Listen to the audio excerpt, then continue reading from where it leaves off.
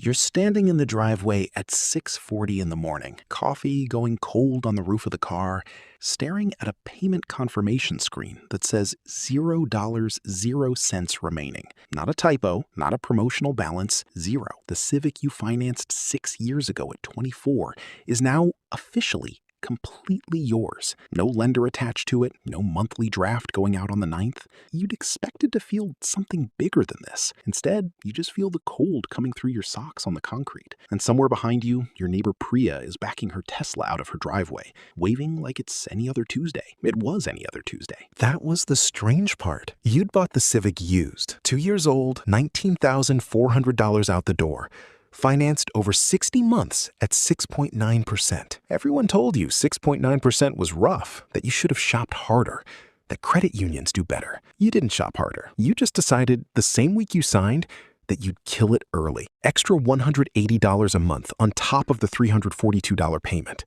Not because a spreadsheet told you to, because watching interest tick away on a depreciating asset felt, at 24, like the single most obviously wrong thing a person could do with their money. So every month, on the 9th, $522 left your checking account instead of $342. You didn't think about it much. It was just what the account did now, the way rent left on the 1st and the phone bill left on the 15th. The first 2 years, before you noticed anything, nobody tells you what discipline actually feels like day to day, because it doesn't feel like much of anything. It feels like a Tuesday where you almost bought lunch out and didn't. It feels like scrolling past a pair of shoes you wanted and closing the tab without deciding to. You weren't tracking a goal on a whiteboard. You just had a number that left your account every month. And over time, it stopped registering as a sacrifice at all. It became the baseline. That's the part that matters more than people give it credit for. Not the willpower on day 1, but the total absence of willpower required by month 18,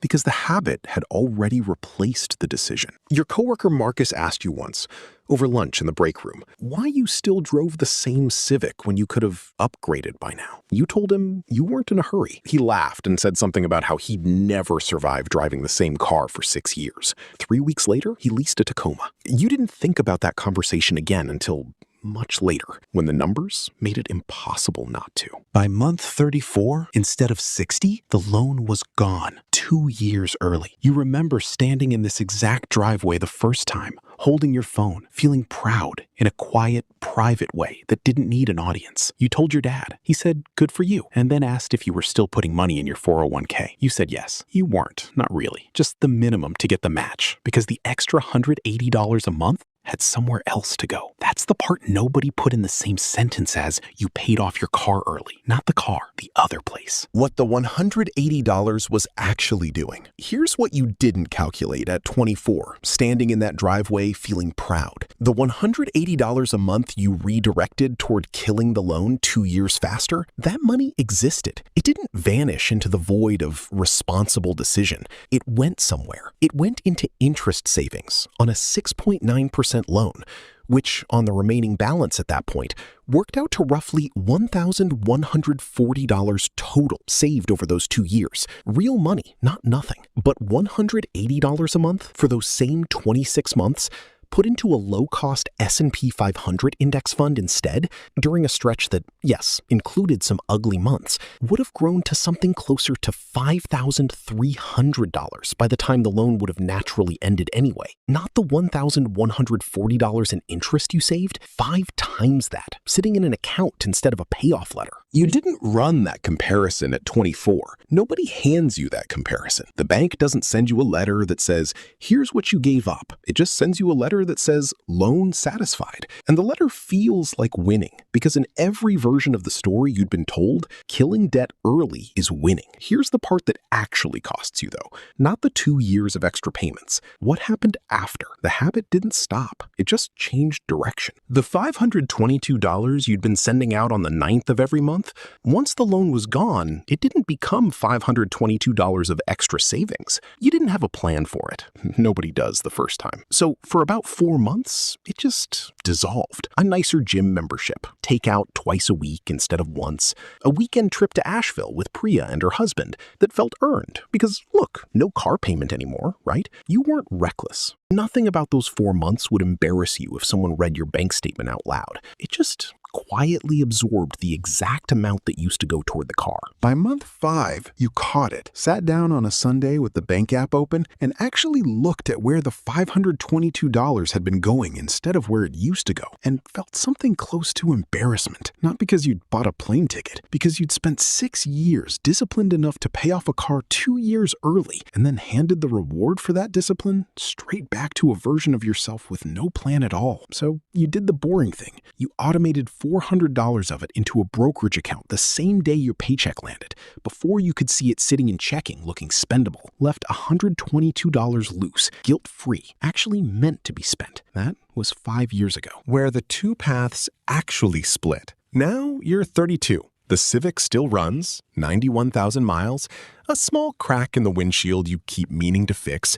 Exactly the kind of car nobody at a dinner party asks about. And that's fine, because the dinner party version of your finances was never where the real number was living anyway. 5 years of $400 a month into an index fund, averaging something close to what the market's actually averaged over that stretch, sits at just under $31,000 today. Not from a bonus, not from a stock tip. From redirecting a car payment that no longer existed into something that compounds instead of something that depreciates. Here's the comparison that actually matters.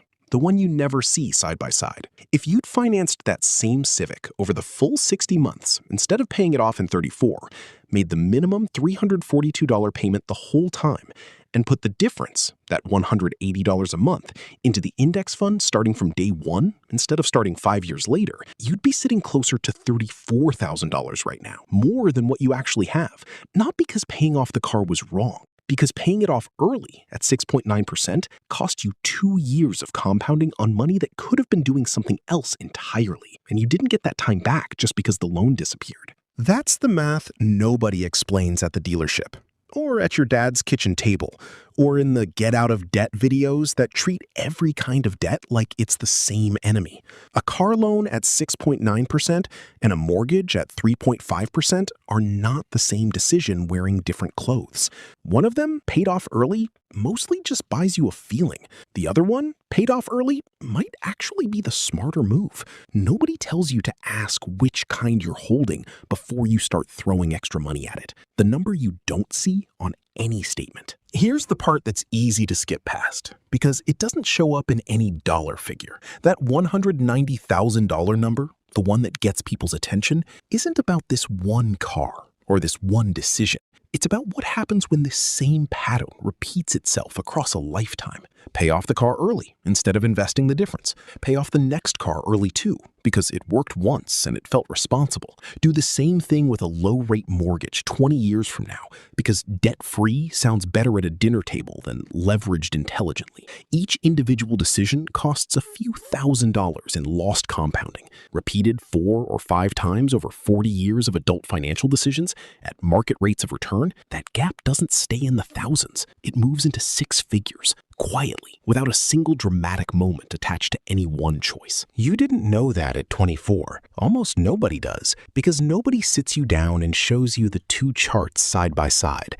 The interest you saved versus the compounding you gave up. You only ever see one side of that ledger, the side that feels like winning. What you'd tell yourself at 24, you're not upset about the Civic. You'd probably do it again, honestly. There was something in those 34 months that mattered beyond the spreadsheet. The discipline of it built a habit that, once redirected, became the $400 a month transfer that's actually done the heavier lifting since. Maybe you needed the smaller win first to trust yourself with the bigger one. But if you could hand your 24-year-old self one sentence, standing in that driveway with the phone in hand, it wouldn't be, "Don't pay it off." It'd be this: the payoff isn't the finish line. It's just the moment the money finally gets to go somewhere else. And the only mistake that actually costs you anything is not deciding in advance exactly where that somewhere else is going to be. Priya's Tesla is long gone down the street by now.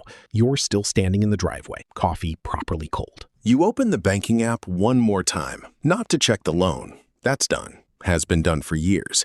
but to check the number that actually grew because of it, $30,900 and change. Not a headline, not something you'd mention at a dinner party, just a number that kept compounding quietly on a Tuesday, the same way it always does, whether you're watching it or not. The question that's actually yours now isn't whether paying off the car early was right or wrong. It's what you're going to do with the next payment you finally stop having to make.